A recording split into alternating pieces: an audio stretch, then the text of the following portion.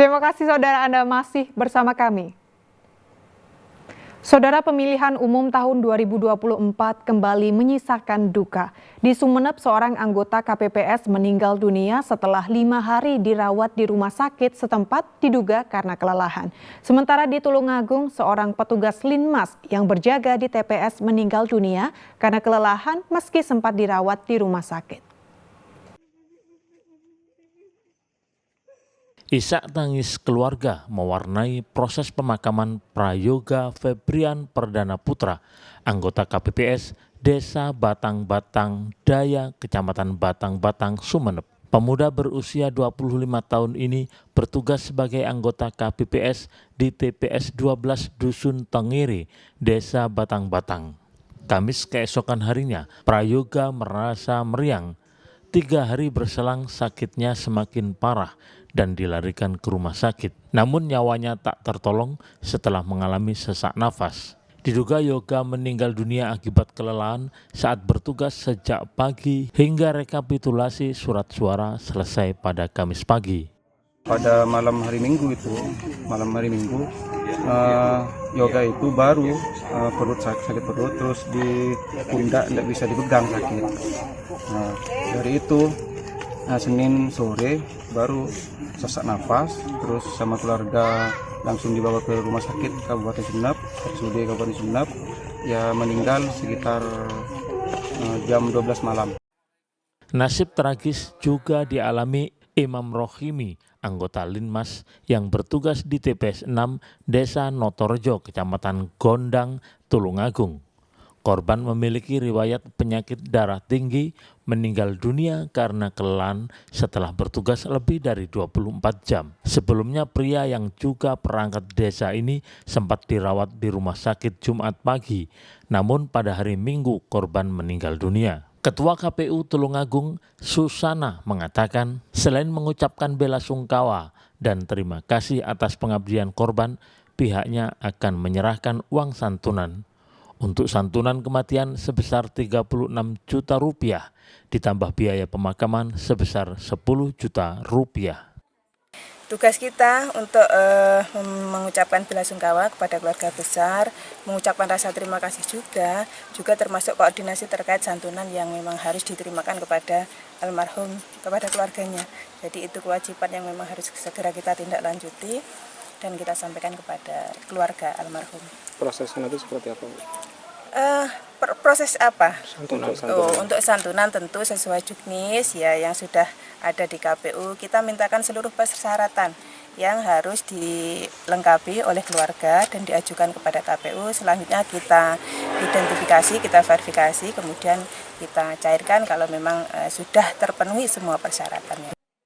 Sampai saat ini di Tulungagung tercatat 1 petugas TPS meninggal dunia dan 35 lainnya menderita sakit ringan hingga berat. Fatur Rosi dan Danu Sukendro melaporkan dari Sumeneb dan Tulungagung.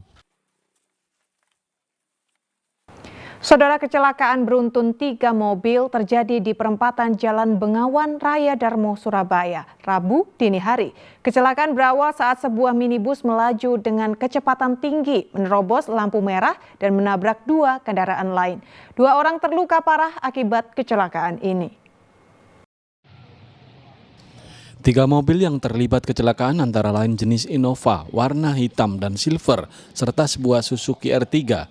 Ketiga minibus tersebut rusak parah. Kecelakaan berawal saat mobil Innova hitam melaju dengan kecepatan tinggi karena dikejar sejumlah pemotor. Mobil itu diduga kabur usai menabrak penjual kacang. Saat di perempatan Jalan Bengawan dan Raya Darmo, minibus yang dikendarai Nasir, warga Kalianak, Surabaya, menerobos lampu merah hingga menabrak 2 mobil lainnya. Salah satu korban, Tisa, mengatakan mobilnya berhenti di pinggir jalan karena tengah berurusan dengan polisi. Tiba-tiba mobilnya ditabrak dari belakang. Saya ini diberhentikan sama polisi, kan tiba-tiba ada nabrak gitu. Dari belakang? Oh, Nggak tahu. berarti ini mobil ini di depan ya? Mobil ini posisinya berhenti di pinggir. Posisi di pinggir. Oh, tiba-tiba ada yang ini. Dari belakang. Terus tersorong ke sini ya? Sampai sejauh itu saya dari perempatan sana. Oh. Cuma pokoknya Pak. Oh. Soalnya saya tadi nggak bisa keluar terjepit. Jepit Saya kan situ. di depan sendiri. Yang nyetir? Yang nyetir lagi turun turun sama polisinya urus-urusan gitu. Akibat kecelakaan ini 2 orang dilarikan ke rumah sakit karena mengalami luka parah di kepala dan kaki. Kasus kecelakaan lalu lintas ini ditangani unit laka Polrestabes Surabaya. Rahmat Hidayat melaporkan dari Surabaya. Saudara, peristiwa kebakaran kembali terjadi di Surabaya. 2 rumah kontrakan semi permanen di kawasan Jalan Jemur Wonosari, Surabaya ludes terbakar. Api yang diduga berasal dari korsleting alat elektronik merambat dan meludeskan seluruh isi rumah. Ketenangan warga Jemur Wonosari 2 Surabaya Rabu siang berubah menjadi kepanikan ketika sebuah rumah kontrakan semi permanen ludes dilalap api. Api yang diduga berasal dari korsleting alat elektronik tersebut terus membesar dan merambat ke rumah sebelahnya. Amukan si jago merah tersebut meludeskan 2 rumah berikut isi bangunan. Agar api tidak makin membesar, warga bahu-membahu berupaya memadamkan api dengan alat seadanya. Api bisa dipadamkan setelah 3 mobil pemadam kebakaran diturunkan ke lokasi. Robika, salah satu penghuni, mengatakan saat kejadian rumahnya dalam keadaan kosong. Waktu kejadian Ibu di dalam rumah? Enggak, di luar. Di luar ya?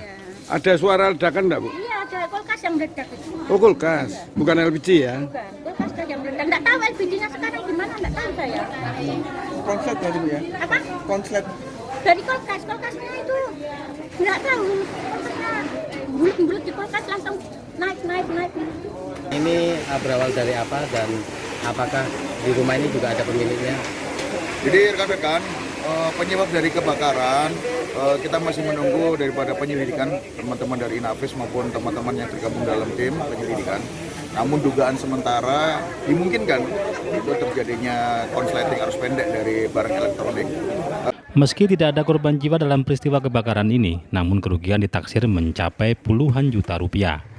Sedangkan penyebab pasti kebakaran yang terjadi di wilayah padat penduduk ini masih dalam penyelidikan polisi. Rahmat Hidayat melaporkan dari Surabaya. Kita ke informasi ringan, saudara. Jika Anda penggemar olahan daging kambing, bisa mencoba kuliner unik kebuli kambing saus teriyaki yang ada di Sidoarjo. Perpaduan masakan khas Timur Tengah dan Jepang itu tidak hanya diminati warga Sidoarjo, namun juga luar kota hingga mampu menghabiskan 500 porsi sehari.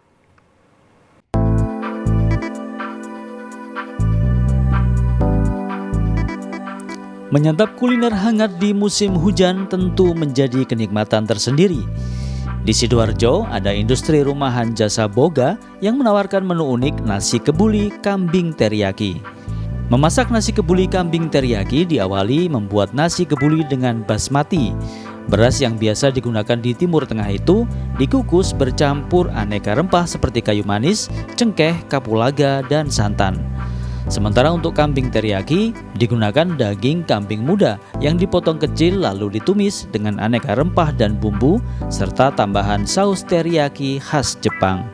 Pemilik sekaligus pembuat nasi kebuli kambing teriyaki, Purwa Endra, mengatakan saat musim hujan dirinya dibantu beberapa karyawan bisa memproduksi hingga 500 porsi sehari. Padahal di hari-hari biasa hanya sekitar 200 hingga 250 porsi. Pelanggannya tak hanya dari Sidoarjo namun juga luar kota seperti Gresik, Surabaya, Lamongan, dan Mojokerto. Mereka menyukai perpaduan masakan khas Timur Tengah dan Jepang ini karena rasanya yang unik.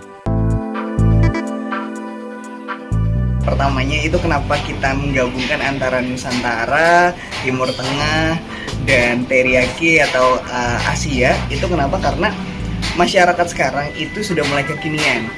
Pasar-pasar kami adalah dari Gen Z, terusnya milenial sampai baby boomers, itu semuanya insya Allah suka. Nasi kebulinya enak banget ini, berempah.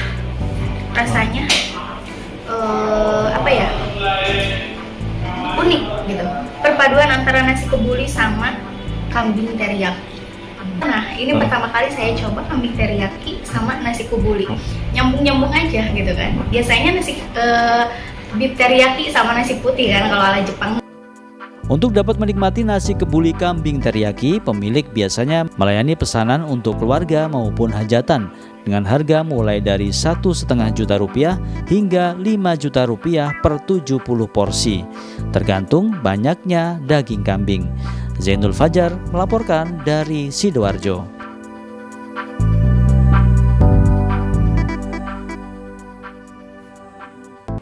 Ya, saudara, informasi tadi sekaligus menjadi akhir percobaan kita dalam liputan 6 daerah Jawa Timur kali ini. Atas nama seluruh kru yang bertugas, saya Mandari Sasmita mengucapkan terima kasih atas perhatian Anda. Selamat beraktivitas dan salam SCTV.